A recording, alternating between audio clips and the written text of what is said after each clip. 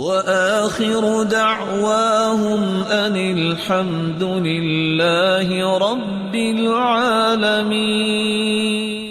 رسول اکرم صلی اللہ علیہ وسلم کا فرمان ہے الساعی علی الارملة والمسکین کالمجاہد فی سبیل اللہ وکالقائم الذی لا یفطر وکالصائم الذی لا یفطر. مسکین کے لیے کوشش کرنے والا، اس کے پاس کچھ نہیں، بیوگان کے لیے کوشش کرنے والا. اب کوشش کیا ہے؟ خرچ کرنے کی بات نہیں ہو رہی، وہ تو بہت بڑی بات ہے کوشش.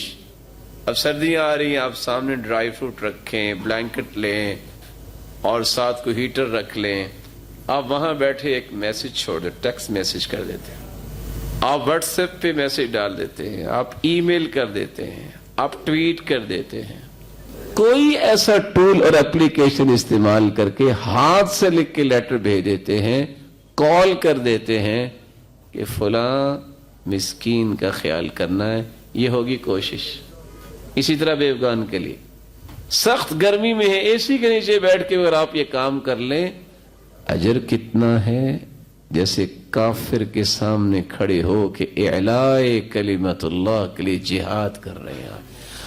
اور اتنا اجر ہے کہ ساری زندگی روزہ رکھا ہے اور آپ نے کسی دن ناغہ نہیں کیا، اور ساری زندگی تہجد پڑی ہے، کسی رات کو ناغہ نہیں کیا.